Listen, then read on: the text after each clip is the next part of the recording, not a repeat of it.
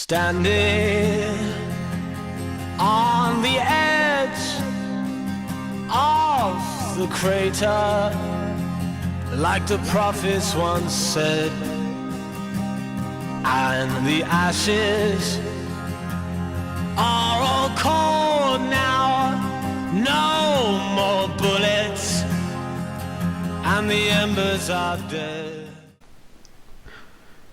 Bonjour et bienvenue à tous dans ce premier épisode d'une grande série liée à l'histoire de la guerre froide et des enjeux politiques et économiques des deux grands blocs de l'époque, l'Ouest libéralisé et capitaliste et l'Est communiste. Donc, dans le premier épisode, nous allons parler de la guerre de Corée, des deux blocs qui l'ont influencée et de son contexte post-Seconde Guerre mondiale. Nous allons traiter les caractéristiques politiques de la péninsule durant les premières années de la guerre froide et ce qui a amené à cette guerre. Nous allons commencer par le contexte, puis par la guerre qui durera entre 1950 et 1953, suivie d'une réflexion philosophique et éthique sur le sujet. Donc sans plus tarder, commençons.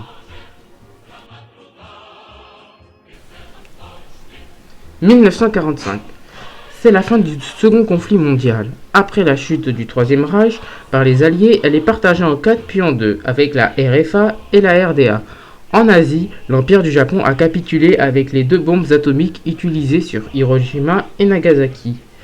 La Mandchourie, alors État tampon du Japon, avait comme leader Puyi, ancien empereur de la dynastie des Qing. Suite à l'invasion de la Mandchourie par les troupes de l'armée rouge, le territoire coréen est partagé en 2, le nord et le sud, un peu comme pour l'Allemagne, comme dit précédemment avec la RDA et la RFA. L'URSS, qui a déclaré la guerre au Japon le 8 août 1945, et l'armée rouge entre au nord de la Corée et les Américains débarquent au sud. En 1946, le militaire MacArthur, qui perd tout espoir pour l'unification de la Corée. Elle est donc coupée en 2 au 38e parallèle, et donc une administration militaire soviétique au nord, au début dirigée par des généraux de l'armée rouge, et au sud, une administration militaire américaine aussi dirigée par des militaires américains.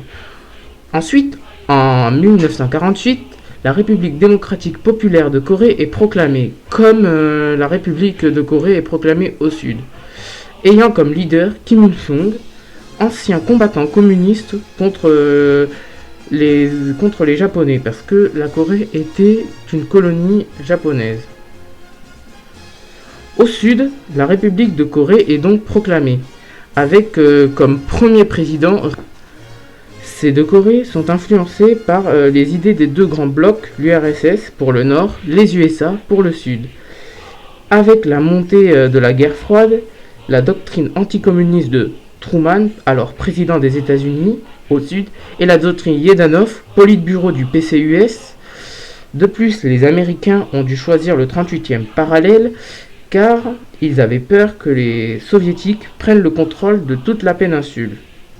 En 1949, on se retrouve dans une péninsule coupée en 2 par une ligne droite, et Kim Il-sung ayant des ambitions pour le sud et qui provoquera l'un des conflits les plus mortels post-Seconde Guerre mondiale, qui séparera les 2 pays ayant une population de même origine.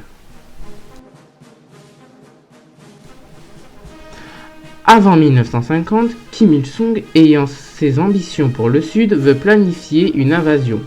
Pour cela, il se rend donc à Moscou pour demander l'aide de Staline, mais c'est à Mao de lui venir en aide qui, lui, en 1949, a pris le contrôle de la Chine et repoussa le Kuomintang nationaliste dirigé par Lee Jong-un, qui est un ancien chef de guerre et allié des idées de Chiang Kai-shek, réfugié sur l'île de Taïwan. Ensuite, l'aide trouvée, Kim Il-sung et ses troupes se préparent à l'invasion. Et le 25 juin 1950, l'armée nord-coréenne marche vers le 38e parallèle et en 3 jours, Séoul tombe. Ensuite, les Américains débarquent pour venir en aide aux forces démocratiques sud-coréennes. Et en octobre, c'est la contre-offensive.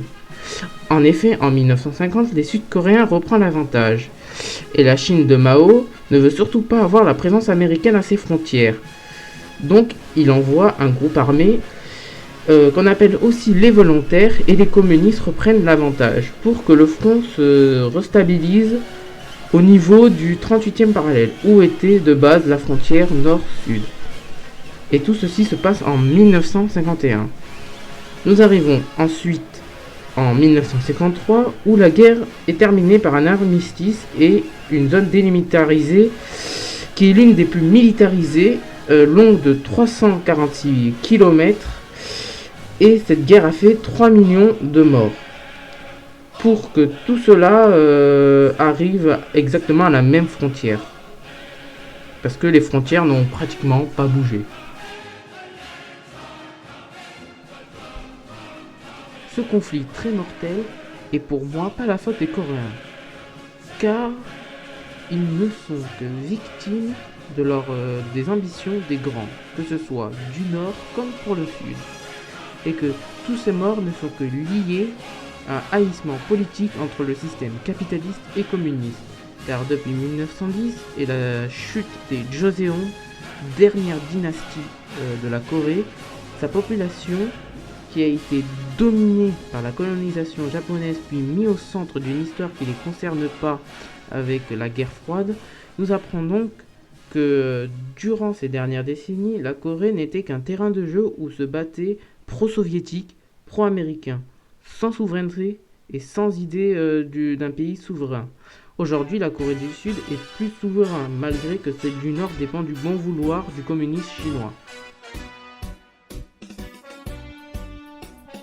En conclusion, les deux pays s'haïssent encore.